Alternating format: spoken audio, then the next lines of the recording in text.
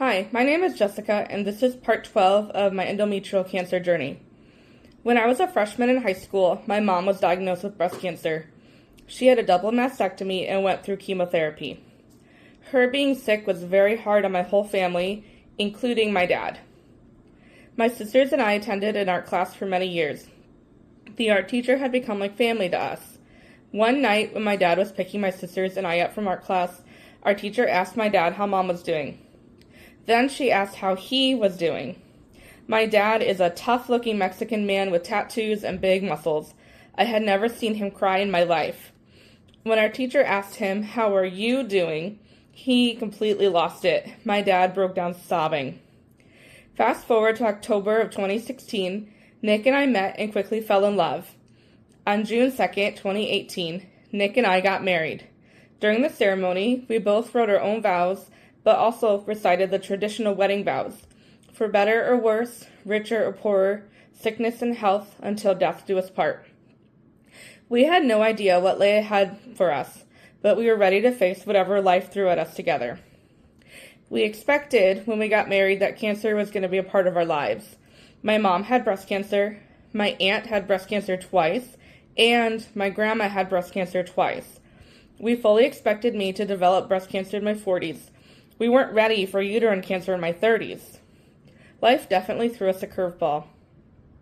Nick was clearly having a hard time, but he tried to hide it from me. About a week after I got my cancer diagnosis, I was in the process of sharing what I could with my clients. I was finishing up a session on Thursday night and talking to a parent.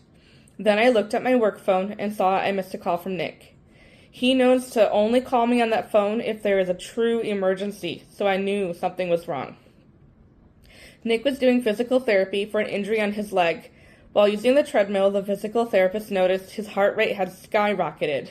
The physical therapist had him stop, sit down, and offered to call an ambulance for him. I called Nick, and when he answered the phone, he said, "So, I think I almost had a heart attack." It was clear that Nick was overwhelmed and stressed.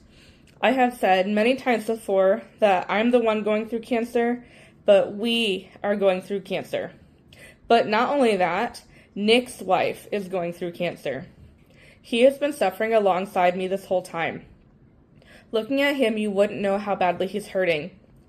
Nick shared with me that his dad never really showed emotion, and he was never taught how to properly let himself feel outwardly. When his dad died in 2020, that was the only time in our 8 years of marriage that I have seen my husband cry. So when we found out about the cancer, Nick suppressed his feelings and focused his attention on taking care of me.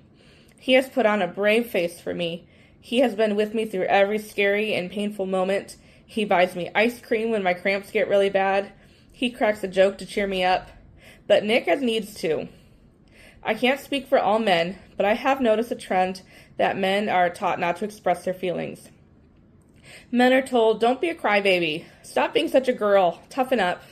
But now we have generations of men who are suffering on the inside because they don't know how to express their emotions. PSA to all husbands of wives with cancer, your feelings are valid. You matter. Yes, your wife has cancer, but your wife has cancer. Yes, be brave and be strong for her. At the same time, we're not looking for a hero. As much as you want to, you can't fix this, but you can support her by being there. Nick has let me cry on his shoulder. I want to be a shoulder for him to cry on too. Hey society, let's do better. I hate that my husband grew up in a world that says men don't cry.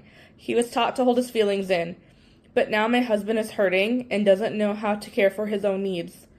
Even my dad, with his tough muscles and tattoos, was hurting during my mom's cancer.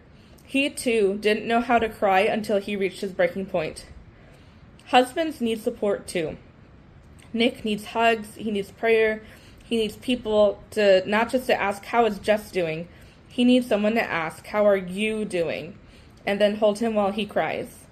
Nick, my sweet, sweet husband, you are valid and your feelings are valid. I hope you know how loved you are. It's okay to cry and grieve. In our 8 years of marriage, we've had our ups and downs. Cancer has probably been one of the worst things to have gone through, but we are coming out on the other side stronger than ever before. I can't imagine going through this journey with anyone else. I am the most blessed girl in the world to have the best and most caring husband. But our journey is not over.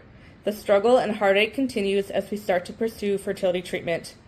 We don't know what lies ahead for year 8, but I am looking forward to finding out with Nick by my side.